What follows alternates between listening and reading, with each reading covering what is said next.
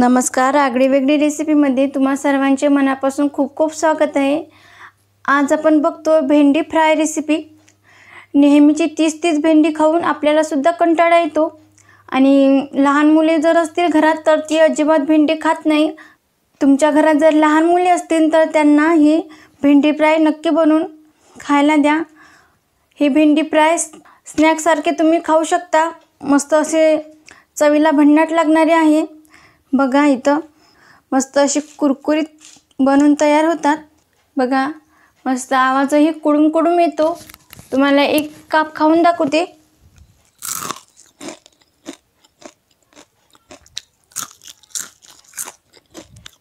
बघा किती मस्त आवाज येतो, छान आवाज येतो कुडूम कुडूम असा, आणि चव तर एक नंबर आहे। तर ही भेंडी फ्राय तुम्ही नक्की बनवून खा, तुम्हाला नक्की आवडेल। चला तर मग आपण पटकन या रेसिपीला सुरुवात करूया।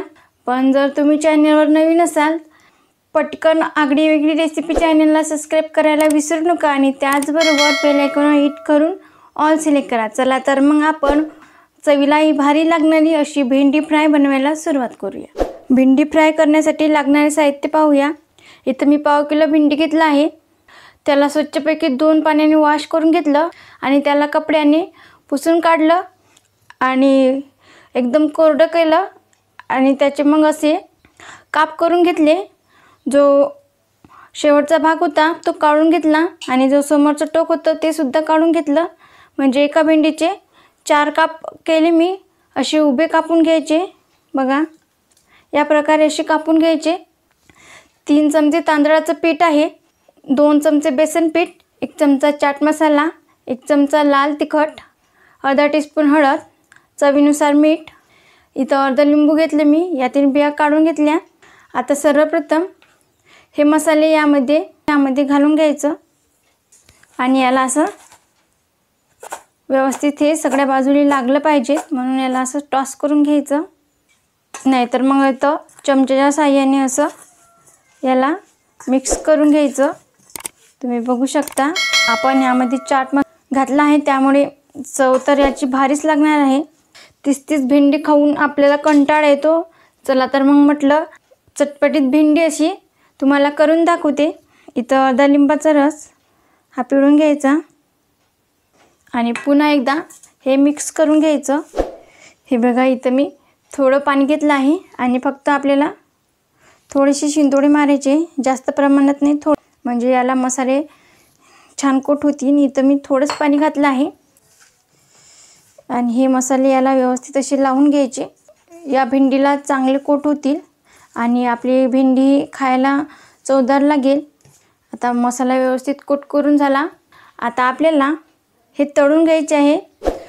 आता इकडे गॅसवर मी तेल गरम करण्यासाठी ठेवलं होतं आणि तेल व्यवस्थित तापून घेतलं आहे। मस्त कडकडीत असं गरम झालं तर आपण ही भेंडी तळून घेऊया। आता यामध्ये भेंडी आपल्याला तळून घ्यायची आहे, थोड्या थोड्या प्रमाणात घालून। मस्त अशी कुरकुरीत होतात ही भेंडी।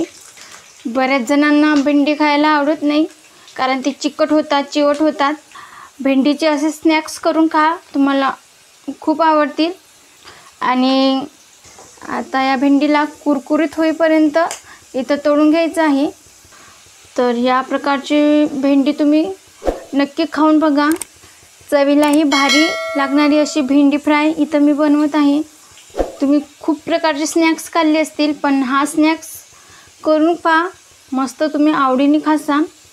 हे बघा मस्त अशी कुरकुरीत होत आहे। तांदळाच्या पिठाने काय होते, मस्त असा क्रिप्स येतो, मस्त असे ते कुरकुरीत होतात। त्यामुळे तांदळाचं पीठ नक्की घाला। बघा इथं मस्त अशी कुरकुरीत झाली आहे ही भेंडी। आता याला काढून घेऊया। बघा काय छान दिसते। यातील तेल नितळून घ्यायचं आणि काढून घ्यायचं। बघा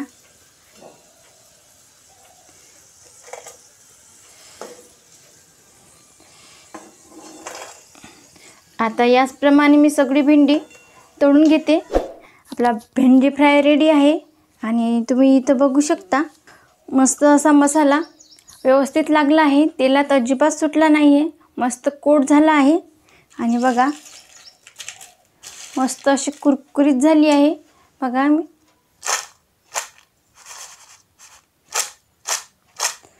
आवाजही भारी येत आहे मस्त. तुम्हाला एक मी ही भेंडीचं काप खाऊन दाखवते.